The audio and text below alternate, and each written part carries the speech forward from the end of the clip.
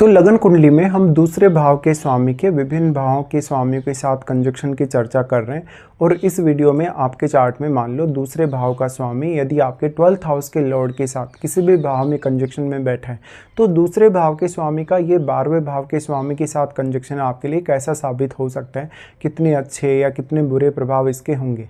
देखिए, वैसे दूसरे भाव का जो स्वामी है उसका 12th हाउस लॉर्ड के साथ कंजक्शन में जाना काफ़ी मिश्रित परिणाम ला सकता है। कुछ मामलों में ये बहुत ज़्यादा चैलेंजिंग भी हो सकता है, कुछ मामलों में बहुत ज़्यादा बेहतर भी साबित हो सकता है।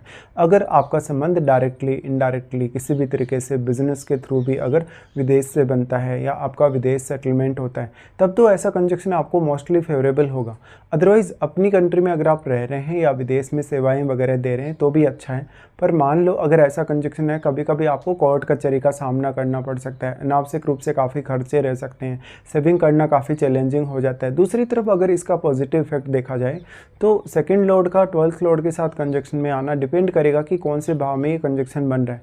12वां भाव आपकी क्रिएटिविटी का भी है कुछ हद तक, तो आपको वाणी को लेकर कुछ स्पेशल क्रिएटिविटी हो सकती है, आप में कोई टैलेंट हो सकता है, आप गीत संगीत में जा सकते हैं, अभिनय वगैरह में आगे बढ़ सकते हैं और भी बहुत सारे ऐसे ऑप्शंस आपको मिल जाएंगे कैरियर के लिए जिसमें आपका 12th हाउस काफ़ी जिम्मेदार होगा।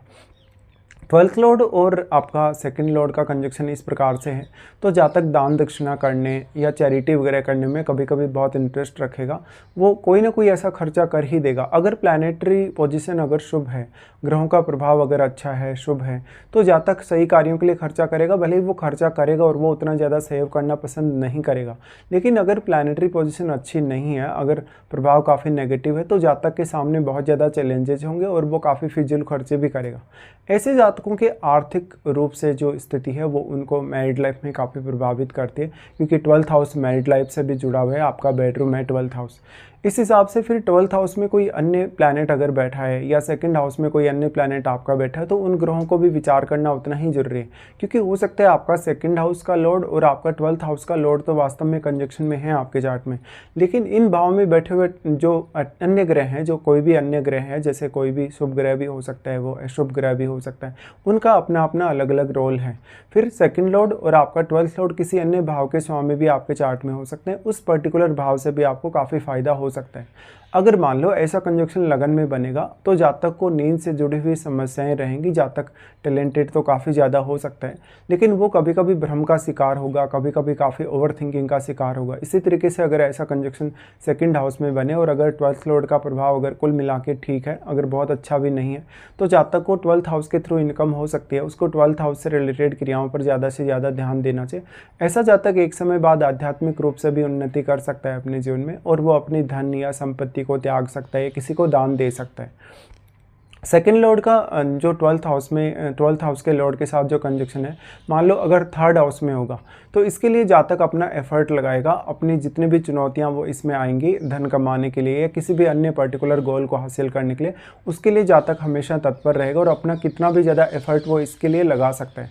साथ साथ में अब आपके कम्युनिकेशन का रोल काफ़ी बढ़ जाता है, क्योंकि 12th लॉर्ड आपका 3rd हाउस में आ गया, तो एक तो आपका नेचुरल एबिलिटी है, एक आपका नेचुरल टैलेंट है, उसका काफ़ी बड़ा रोल है। इस हिसाब से जातक कोई भी प्रकार की समस्या हो, परेशानी हो, उसको काफ़ी अच्छे से हैंडल कर सकता है। मान लो अगर आपका सेकंड लॉर्ड और आपका 12th लॉर्ड आपके 4th हाउस में कंजक्शन में है तो जातक अपने परिवार से दूर जा सकता है, इवन वो प्रॉपर्टी रिलेटेड कार्य कर सकता है, वो ज़मीन जायदाद के सौदे कर सकता है। इसके साथ साथ जातक मानसिक तौर पे उतना ज़्यादा कंफर्टेबल अपने आप को फील नहीं करेगा। ऐसा कंजक्शन होने से बेसिकली अगर आपका फॉरेन सेटलमेंट होता है तो आपका बहुत ज़्यादा बेहतर इससे लाभ आपको मिल सकता है। इस प्रकार का कंजक्शन फिर आपके मन को बहुत ज़्यादा इम्पेक्ट करेगा, परिवार के साथ रिलेशंस को भी काफ़ी इम्पेक्ट करेगा। जैसे मान लो अगर ऐसा कंजक्शन 5th हाउस में बनता है, 5th हाउस में बनने से आपको स्पेकुलेटिव इनकम होने के चांसेस काफ़ी ज़्यादा बढ़ जाते हैं, और वैसे तो ये प्लेसमेंट भी आपके टैलेंट को या आपकी क्रिएटिविटी को बढ़ाती है। इस हिसाब से फिर आपकी लाइफ में बहुत सारे इनकम के चांसेस बन जाते हैं, आपकी अपेक्षाएं भी उसी वे में जुड़ जाती हैं। फिर आपके लिए डिसीजन लेना कभी कभी काफ़ी मुश्किल भी हो सकता है, क्योंकि पंचम भाव है वो आपकी बुद्धिमत्ता का है, आपके टैलेंट का है एक्चुअल में, लेकिन 12th हाउस लॉर्ड यहाँ आ गया तो आप काफ़ी गहन सोच विचार करके ही निर्णय लेने में सक्षम हो पाते हैं, क्योंकि आपके इमोशंस पे भी इसका असर पड़ता है। फिर आपका 5th लॉर्ड भी अगर अच्छी स्थिति में हो तो आपको इससे फ़ायदा मिल सकता है। इसके साथ साथ अगर ऐसा कंजक्शन छठे घर में बनेगा तो ये काफ़ी ज़्यादा चैलेंजिंग हो जाएगा। तो फिर आपको यहाँ किसी भी भाव में भले ही ये कंजक्शन है, लेकिन वहाँ प्लैनेट का आपस में रिलेशन कैसा है, प्लैनेट का आपस में अगर कंजक्शन है तो वो कितने ज़्यादा क्लोज हैं, उनमें से कोई ग्रह वक्री है, कोई ग्रह अस्त है या कोई किसी अन्य ग्रह से प्रभावित है, वो सब कुछ आपको देखने की आवश्यकता है। इस प्रकार का कंजक्शन बनेगा तो बेसिकली इनकम के सोर्सेज शुरुआत में आपके लिए थोड़े कम रह सकते हैं कभी कभी इस प्रकार के कंजक्शन की वजह से। अगर आपका फॉरेन से लगाव होता है, फॉरेन जाते हैं आप, वहाँ सेटल अगर होते हैं, तभी आपको सबसे ज़्यादा लाभ मिलने की संभावना है। इस प्रकार का कंजक्शन है तो बेसिकली जहाँ तक अपनी हिडन टैलेंट को पहचान पाए, अपनी खुद की एबिलिटीज़ को अगर वो पहचान पाए तो वो काफ़ी अच्छा कर सकते हैं। ऐसा कंजक्शन होने से हालांकि शुरुआत में आपको एफर्ट्स की काफ़ी ज़्यादा आवश्यकता होती है और बार बार आप अपने निर्णयों को बदलते हैं। कभी कभी आपके बहुत सारे निर्णय गलत होने की संभावना भी होती है। इस हिसाब से अगर ऐसा कंजक्शन सप्तम भाव में बनेगा तो जीवन साथी का काफ़ी बड़ा रोल होगा आपकी फैमिली लाइफ और आपकी अर्निंग्स में। और जीवन साथी के स्वास्थ्य को लेके, सप्तम भाव से जुड़े हुए अपने अन्य कार्यों को लेके आपको काफ़ी खर्चा करना पड़ेगा। फिर आपको अपने बिजनेस वगैरह में भी ज़्यादा इन्वेस्टमेंट की आवश्यकता पड़ सकती है। ऐसा कंजक्शन अगर अष्टम में बनेगा तो फिर क्योंकि सेकंड हाउस आपका काफ़ी मजबूत हो जाएगा, दोनों की दृष्टि आपके यहाँ सेकंड हाउस पे पड़ने से, इसलिए ये जो प्लेसमेंट है वो बहुत ज़्यादा साबित हो सकती है आपके लिए फेवर में।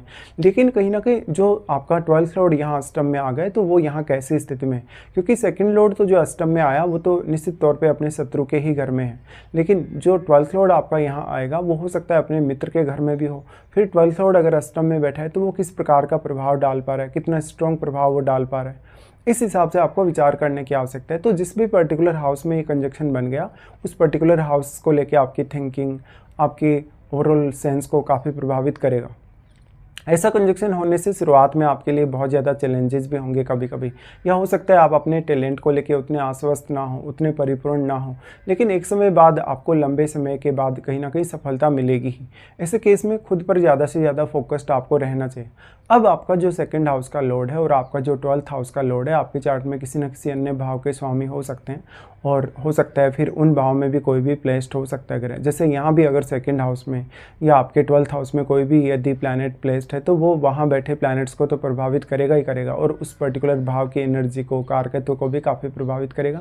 साथ में वो आपके चार्ट में कुछ अन्य भावों पर दृष्टि डालेगा और उन भावों में बैठे हुए प्लैनेट्स को भी काफ़ी प्रभावित करेगा।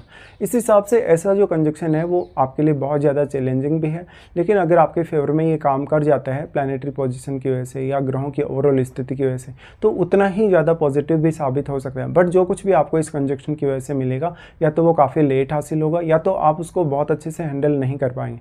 तो हमेशा आप अपनी सेविंग्स वगैरह करने की आदत बनाएं, कुछ अच्छी आदतों को डेवलप करें तो आप काफ़ी बेहतर कर सकते हैं। फिर ये डिपेंड करता है कि आपका ये जो दोनों का कंजक्शन बना, इनमें से आपको यदि किसी की महादशा है तो महादशा भी आपके जीवन में उतना ही बड़ा रोल प्ले करेगी।